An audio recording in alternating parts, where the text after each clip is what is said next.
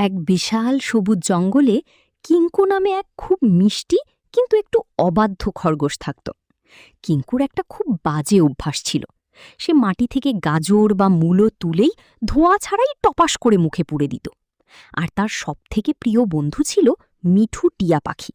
মিঠু সবসময় গাছ থেকে পরিষ্কার ফল খেত। একদিন কিঙ্কু খুব কান্নাকাটি করছে। মিঠু এসে দেখল কিঙ্কু পেটে হাত দিয়ে গড়াগড়ি খাচ্ছে। মিঠু: কি হলো কিঙ্কু, পেটে এত ব্যথা কেন? কিঙ্কু: জানি না ভাই, মনে হচ্ছে পেটের ভেতর কেউ ড্রাম বাজাচ্ছে আর চিমটি কাটছে। মিঠু তখন কিঙ্কুকে জঙ্গলের ডাক্তার ধীর স্থির কচ্ছপ দাদুর কাছে নিয়ে গেল। ডাক্তার দাদু চশমাটা নাকের ডগায় নামিয়ে কিঙ্কুর পেট পরীক্ষা করে বললেন, তোমার পেটে তো অদৃশ্য চোর ঢুকেছে।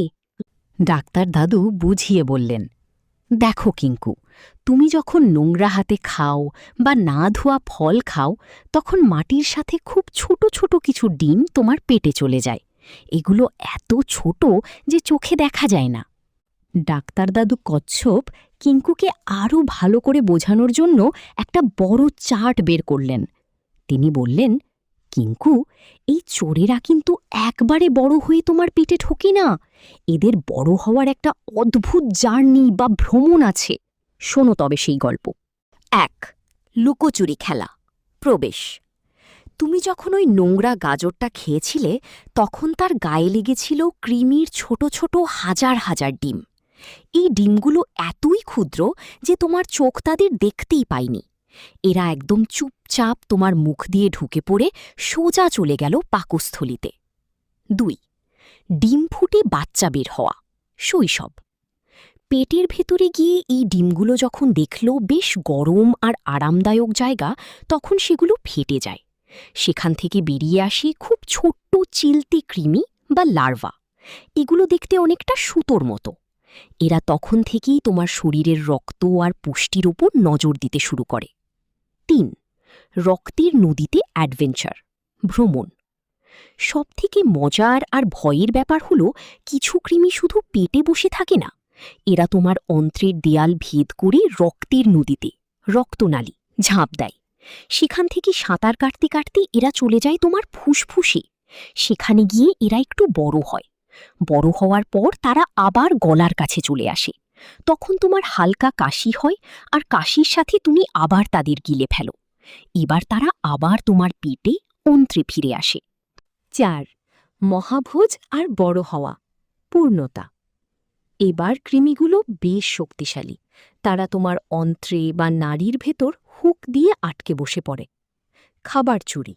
তুমি যে দুধ, ফল বা মিষ্টি খাচ্ছ, সেগুলো তোমার রক্তে মেশার আগেই কৃমিরা চুষে নিতে শুরু করে। আকারে বৃদ্ধি।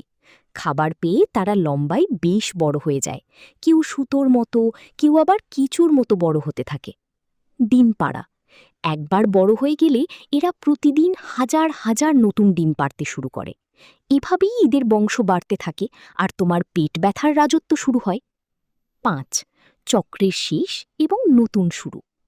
এই হাজার হাজার ডিমগুলো তোমার শরীরের বর্জ্যের বা পটির সাথে বাইরে বেরিয়ে আসে। তারপর তারা আবার মাটির সাথে মিশে অপেক্ষা করে অন্য কারো শরীরে ঢোকার জন্য। মিঠুটিয়া অবাক হয়ে বলল, বাপরে, তার মানে একটা ছোট্ট ডিম থেকে এরা এত বড় হয়ে আমাদের সব খাবার চুরি করে নেয়? ডাক্তার দাদু মাথা নেড়ে বললেন, একদম ঠিক। এরা বড় হওয়ার সময় আমাদের শরীর থেকে আয়রন আর ভিটামিন খেয়ে নেয়। তাই কিঙ্কুর মতো বাচ্চারা সবসময় ক্লান্ত বোধ করে আর ফ্যাকাশে হয়ে যায়। কিঙ্কু তখন হাত নেড়ে বলল, এখন আমি সব বুঝতে পেরেছি দাদু। আমি সাবান দিয়ে হাত ধুই আর নখ কেটে এই কৃমিদের গ্রোথ বা বেড়ে ওঠা একদম বন্ধ করে দেব। আমার খাবার আর কেউ চুরি করতে পারবে না। এই গল্পের মূল কথা। Growth stages. ডিম, মুখ দিয়ে প্রবেশ করে। লার্ভা, ডিম ফুটে বের হওয়া ছোট কৃমি। ভ্রমণ, রক্ত ও ফুসফুস হয়ে আবার পেটে ফেরা। পূর্ণাঙ্গ কৃমি, পেটে আটকে বড় হওয়া এবং খাবার চুরি করা। বংশবৃদ্ধি, আবার ডিম পাড়া এবং শরীর থেকে বাইরে বেরোনো।